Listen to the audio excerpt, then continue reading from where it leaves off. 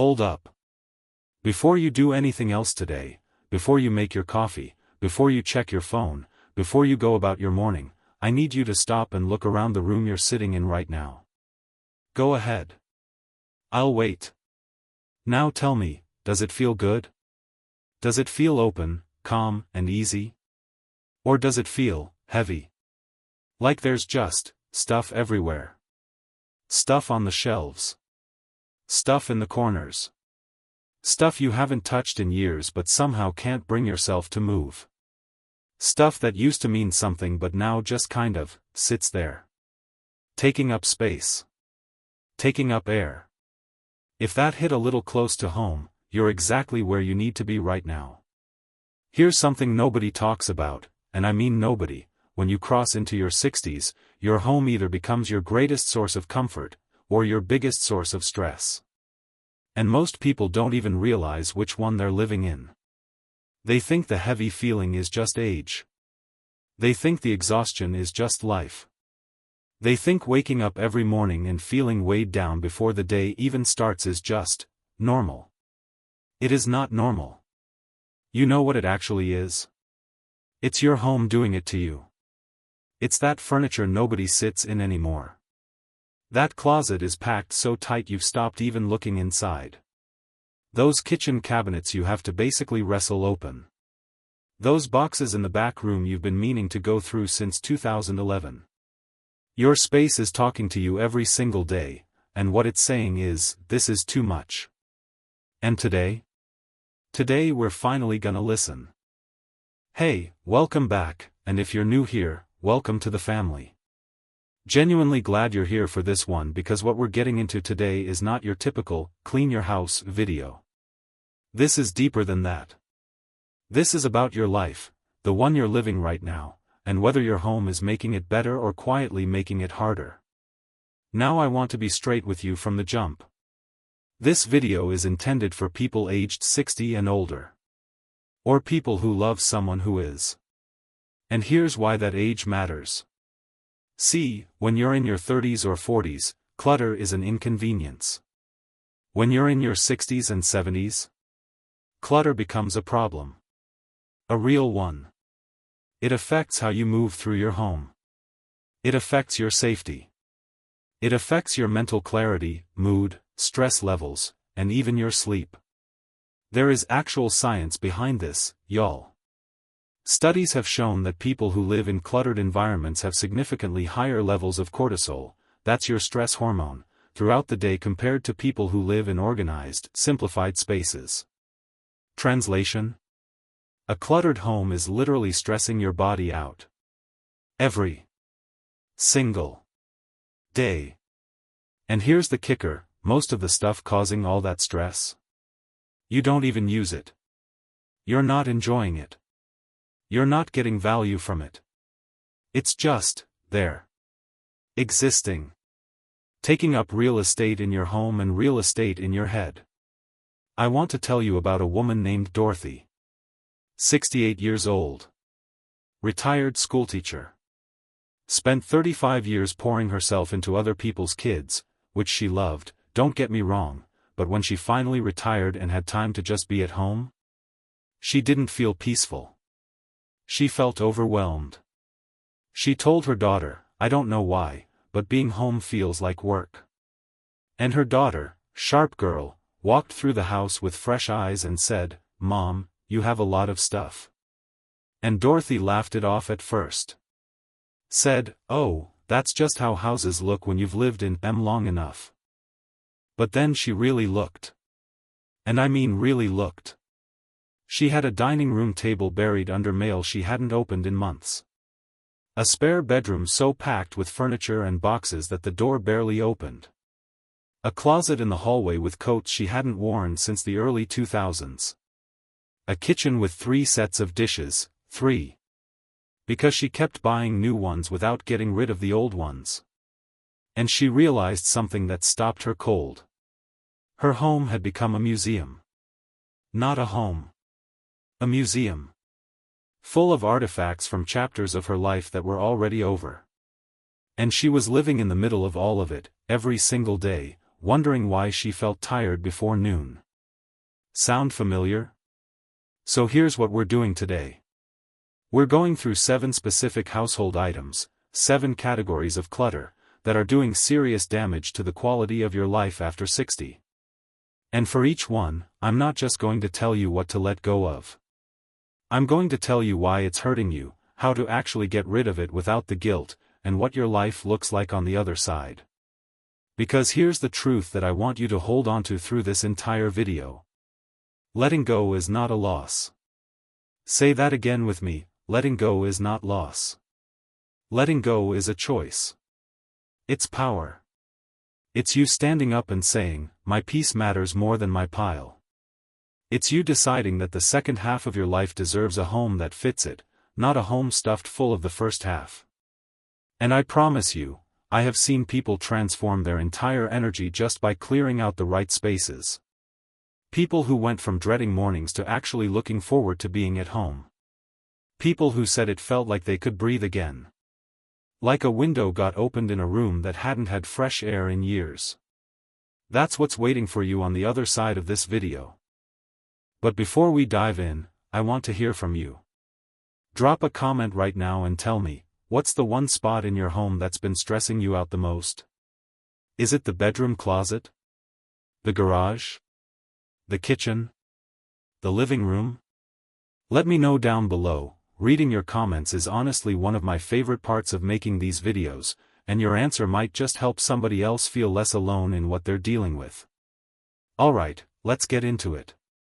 Because by the time this video is done, you are going to look at your home completely differently. And that's where the real change begins. Item 1, Deadweight Furniture.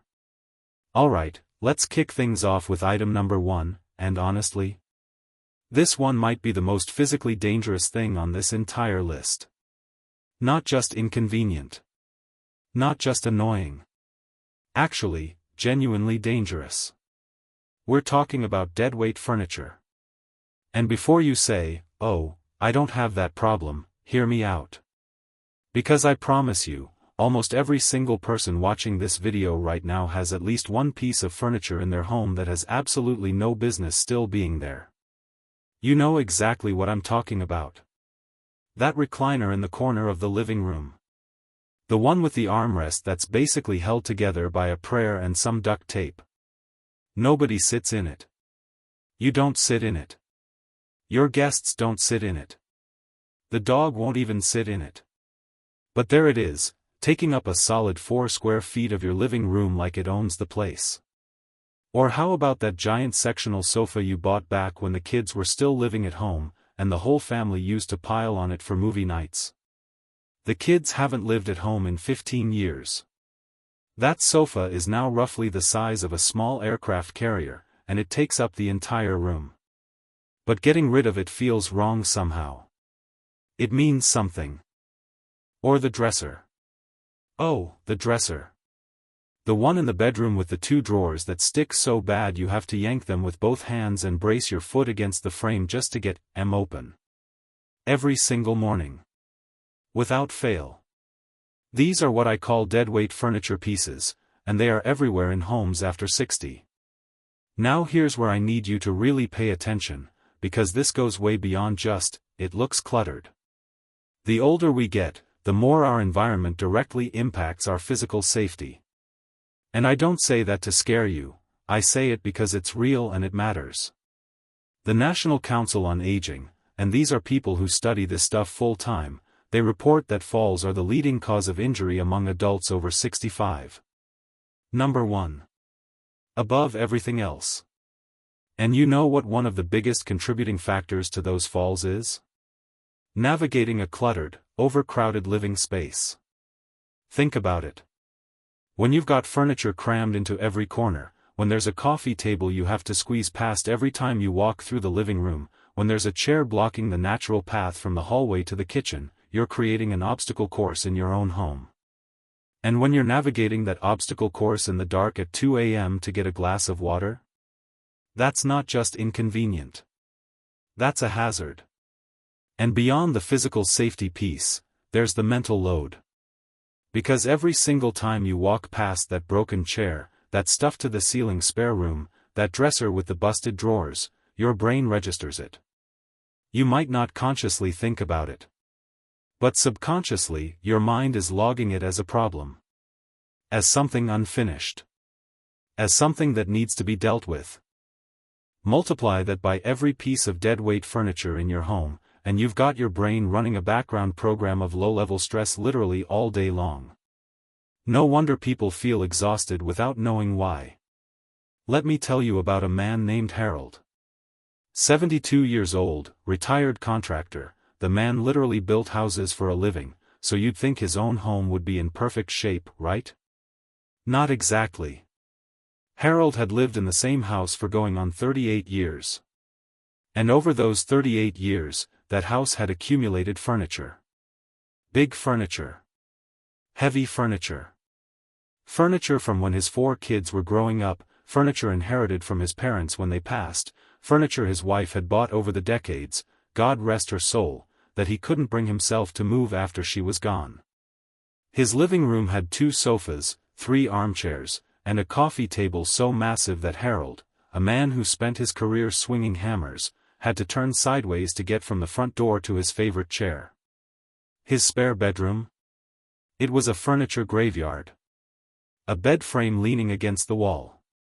An old desk nobody used. A rocking chair with a cracked spindle. Boxes stacked on top of a dresser that was stacked on top of another dresser.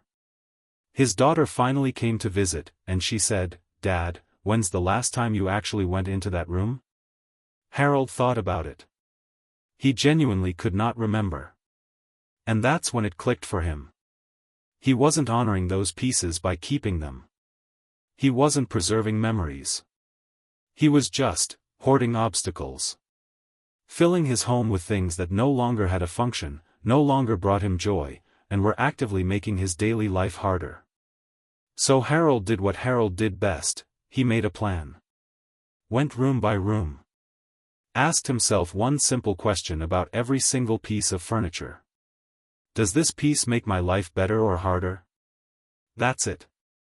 Just that one question. The wobbly side table? Harder. Gone. The extra armchair nobody sat in? Harder. Gone. The giant china cabinet filled with dishes he never used? Harder. Gone. And piece by piece, room by room, Harold's house started breathing again. He told his daughter afterward, "I feel like I got 200 square feet back, and I didn't change a single wall." So how do you actually do this? How do you look at furniture you've had for decades and make the call? Here's the system I want you to use. It's simple. 3 questions, that's it. Question 1, when did I last actually use this piece? Not could use. Not might use someday. Actually used. If you have to stop and think hard to remember, that's your answer. Question 2, does this piece make my home easier or harder to move through? Walk the path. Literally get up and walk from room to room and notice where you have to slow down, squeeze past, or navigate around something. Every one of those friction points is a problem worth solving. Question 3, am I keeping this out of guilt or out of genuine value? This one's the big one. Because so much of the furniture we hold on to isn't furniture we love, it's furniture we feel obligated to. An obligation is not a good enough reason to keep something that's making your life harder every single day. Now I already know what some of you are thinking, okay fine, but what do I actually do with it? I can't just throw a sofa in the trash. You're right. And here's the good news, you've got options. Donate it. Habitat for Humanity restores will literally come to your house and pick up furniture. So will many local shelters and community organizations. Your old sofa could be someone else's answer to a prayer. Sell it. Facebook Marketplace has made this easier than it has ever been in human history. People are out here paying real money for second-hand furniture. That old dresser? Somebody wants it. That dining table? Gone in 48 hours. Give it to the family. Before anything goes out the door, make the call. Text the kids, the grandkids, the nieces and nephews. You'd be amazed at how often somebody says, "Actually, yes, I've been looking for exactly that." And for the stuff that's genuinely worn out and done? Call your local bulk trash pickup or rent a small dumpster for an afternoon. Get it handled. Don't let logistics be the reason you keep living around furniture that's working against you. Here's what I want you to remember about furniture. When it's right, furniture makes a home feel lived in. Warm. Inviting. Like a place that actually works for the people inside it. But when it's wrong, when it's broken, overcrowded, outdated, or just too much, it makes a home feel like a storage unit you happen to sleep in. You deserve better than that. Your home should be a place you walk into and feel your shoulders drop. Feel your breath slow down. Feel at ease. Not a place that makes you tense before you've even taken your coat off. And sometimes, a lot of the time, getting there is as simple as rolling a few pieces of furniture out the front door. So this week, I want you to do one thing. Just one. Walk through your home with fresh eyes and identify one piece of furniture that is no longer earning its place. Just one. You don't have to tackle everything today. But pick one, and make a decision. Because that one decision? It's going to feel so good that you're going to want to do it again. Alright, that's item number 1. Item 2, the ghost wardrobe. Okay. Item number 2. And listen, I need you to be honest with me on this one. Like genuinely, completely, no excuses honest. I want you to think about your closet right now. Not the closet you wish you had. Not the closet you're planning to organize someday. The closet as it actually exists right now, today, in your home. How much of what's in there do you actually wear? And I mean, actually wear. Regularly. Comfortably. Without having to dig past 17 other things to get to it. Because here's what I've found, and this is true for almost everybody over 60, most people are wearing about 20% of their wardrobe 80% of the time. The other 80%? It's just hanging there. Waiting. Taking up space. Collecting dust. Doing absolutely nothing except making you feel guilty every time you open the door. That other 80% is what I call the ghost wardrobe. Clothes that are technically still there, but have no real presence in your actual life anymore. Let me describe what a ghost wardrobe looks like, and you tell me if any of this sounds familiar. There's the someday section. Those are the clothes you're keeping for when you lose the weight. The dress that fits perfectly, or it did, back in 2009. The almost comfortable pants. The blazer that'll be perfect once it fits again. The someday section. It lives in every closet, and it serves exactly zero practical purpose in your daily life. Then there's the just-in-case rack. That's the formal wear. The suits. The evening gowns. The fancy shoes that hurt your feet within 30 minutes of putting them on, but they look great. You're keeping them just in case there's a black tie event. Just in case someone throws a formal dinner. Just in case 1987 comes back around. Then you've got the sentimental shelf. The concert tee from a show you went to decades ago. Your late husband's cardigan. Your mother's blouse that you'd never actually wear but can't bring yourself to move. The sentimental shelf isn't really clothing anymore, it's a memory box that got mixed in with your wardrobe. And then, my personal favorite, the I forgot I owned this section. These are the items so far back in the closet they might as well be in another zip code. You pull them out, hold them up, and think, when did I buy this? Did I buy this? Did someone leave this here? All of that, every single piece of it, is ghost wardrobe. And it is absolutely exhausting your closet and quietly exhausting you. Now you might be thinking, okay, but it's just clothes. How bad can it really be? And I hear you. But let me flip the script for a second. Think about your morning routine. That moment when you open your closet to get dressed for the day. Does it feel easy? Does it feel calm? Do you reach in, grab what you need, and move on?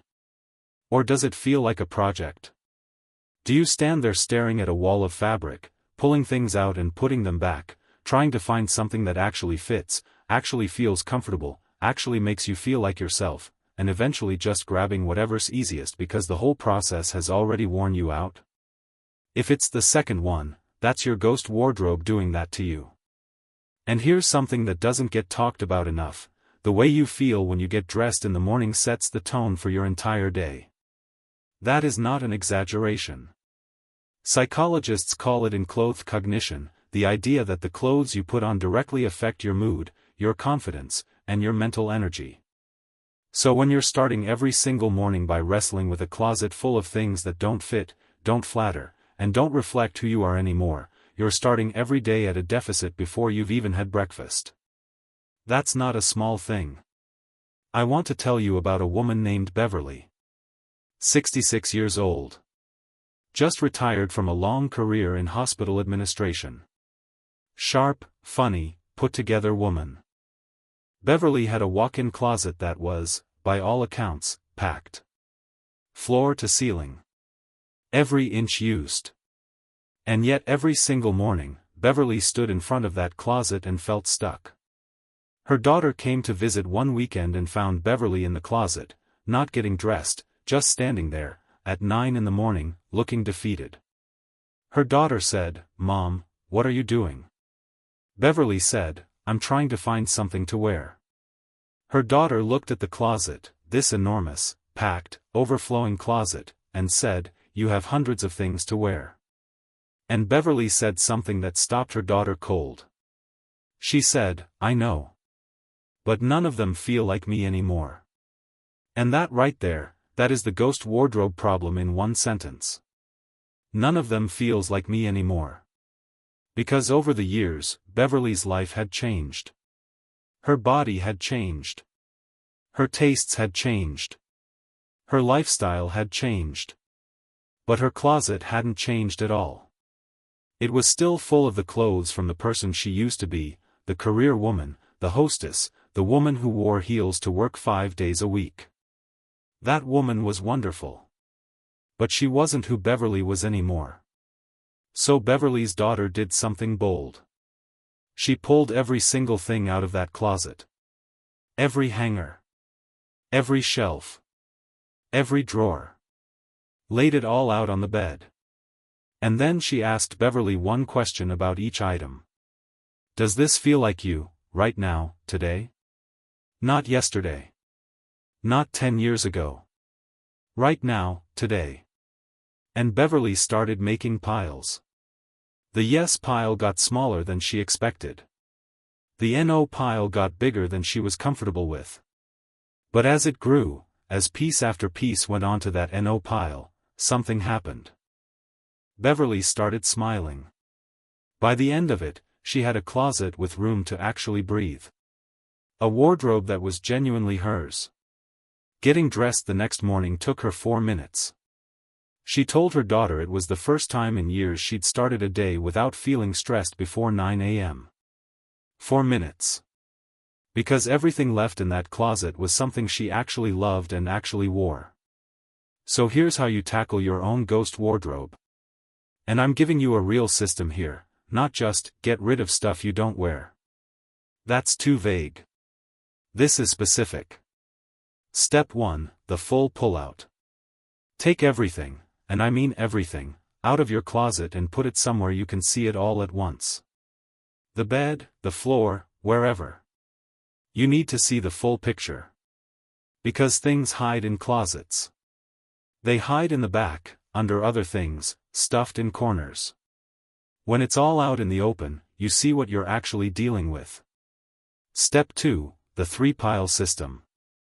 Every item gets sorted into one of 3 piles. Pile 1, the yes pile. These are items you wear regularly, they fit well, they're comfortable, and they make you feel good. These go back in the closet. No debate. Pile 2, the NO pile. Doesn't fit. Uncomfortable. Haven't worn it in over a year. Keeping it out of guilt or obligation. This pile is leaving your home. Pile 3, the maybe pile. And here's the rule about the maybe pile, it gets a 30-day deadline. Box it up, write the date on the box, and put it somewhere out of the way. If you haven't gone into that box looking for something specific in 30 days, you don't need any of it. Donate the whole box without opening it. Step 3, the comfort test. Before anything goes back into the closet, try it on. Seriously. Not just hold it up. Put it on. Walk around. Sit down. Move around in it. Because clothes that look fine on a hanger but feel uncomfortable on your body are not keepers. Comfort is non-negotiable at this stage of life. Period. Step 4, the where does it go? Plan. Gently worn clothing, donate it. Local shelters, Goodwill, community clothing drives, and churches. Somebody out there needs exactly what you're getting rid of. Worn-out pieces that can't be donated, textile recycling programs exist in most cities now. Sentimental pieces, we're going to talk about those in a later section. But for now, separate them out and set them aside. You are not the same person you were 20 years ago. And that is not a sad thing. That is a beautiful thing. You've grown. You've changed. You've lived. Your closet should reflect that. It should be full of things that fit the body you have, suit the life you're living, and make you feel like the person you actually are, not a museum exhibit of who you used to be. A simple wardrobe isn't a lesser wardrobe. It's a smarter one.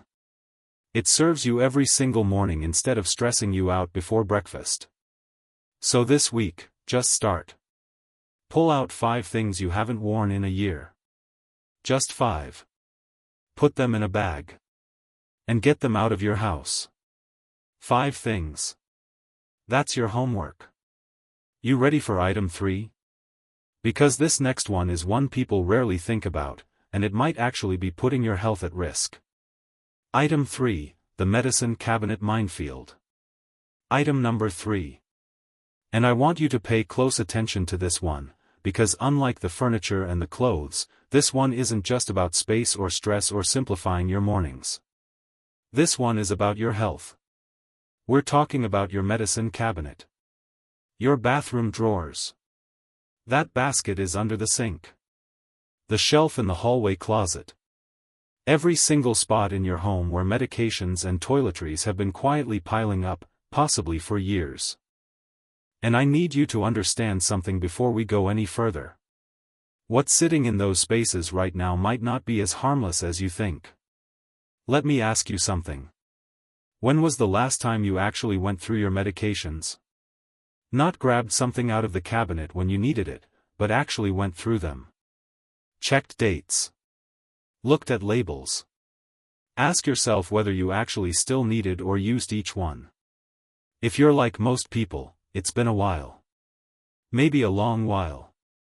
And here's what I want you to picture, because I know this is real for a lot of you watching. You've got a medicine cabinet, or maybe it's a drawer, or a whole basket, and inside it is a collection. There's the ibuprofen from 2019. There's the prescription from that thing you had a few years back that cleared up after 2 weeks, but you never finished the bottle. There's the cough syrup, 3 of them actually, because you keep forgetting you already have some and buying a new one every winter. There's the antacids, the allergy pills, the eye drops, the sleep aids. There are the vitamins from that health kick you went on in 2021, still half full. There's the prescription that got switched, but the old one never got thrown away. Sound familiar? Now here's the part that most people don't know. Medications expire. And expired medications are not just ineffective, some of them can actually be harmful. The chemical compounds in medications break down over time. Some of them degrade into substances that can cause unintended reactions in your body. Others simply lose their potency to the point where they can't do what they're supposed to do, which means if you're reaching for that expired blood pressure medication in an emergency, you might think you're covered when you're actually not. And for seniors, especially, the stakes are higher. Because many people over 60 are managing multiple health conditions, taking multiple medications, and the last thing you need in the middle of that is confusion caused by outdated, mislabeled, or expired prescriptions cluttering up your cabinet. Now let's talk about the other half of this problem, because medications are only part of what's lurking in your bathroom. Toiletries. And I know, this sounds less serious. But hear me out. That bottle of lotion you bought 2 years ago and used 3 times. The sunscreen from your beach trip in 2020. The face cream that was supposed to be a game changer, but turned out you didn't love it. The perfume or cologne you stopped wearing but never threw away. The makeup, ladies, I'm especially talking to you here, the foundation, the mascara, the lipsticks from years and years ago. Here's what most people don't realize. Skincare products and cosmetics have expiration dates, too. And using them past those dates isn't just wasteful, it can cause real skin problems. Irritation. Breakouts. In some cases, bacterial infections, especially with eye products like mascara and eyeliner.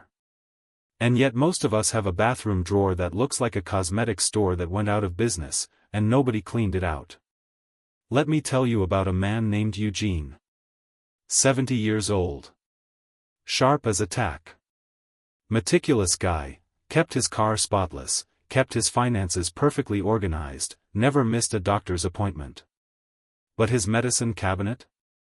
Chaos. His daughter was visiting one weekend and asked to borrow some ibuprofen. Eugene pointed her to the cabinet, and she came back a minute later holding up a bottle. The label was so faded she could barely read it. The expiration date, once she found it? 2016. She found 4 more bottles with expired dates. 2 prescription bottles for medications Eugene wasn't even taking anymore. Allergy medications for a seasonal allergy that had cleared up years ago. Cough drops from who knows when. A prescription ointment with no label at all. And Eugene, this meticulous, organized, on top of everything man, just kind of shrugged and said, I figured they were still fine. This is so common it's almost universal. Because medications don't announce themselves when they expire. They don't change color or smell different, or fall apart. They just sit there, looking perfectly normal, while quietly becoming less effective or potentially problematic. Eugene's daughter sat down with him that afternoon, and they went through the whole cabinet together. By the time they were done, they had a grocery bag full of items to dispose of properly, and Eugene said his cabinet went from overflowing and chaotic to neat, organized, and actually functional in a single afternoon. He said, I know exactly what I have now. I know exactly where everything is. I don't have to dig through a pile of junk every morning just to find my blood pressure medication. That clarity? That's priceless. Okay, so here's how you do this properly, because there's a right way and a wrong way to dispose of medications, especially. Step 1, pull everything out. Same principle as the wardrobe. Get it all out where you can see it. Every bottle, every box, every tube, every packet.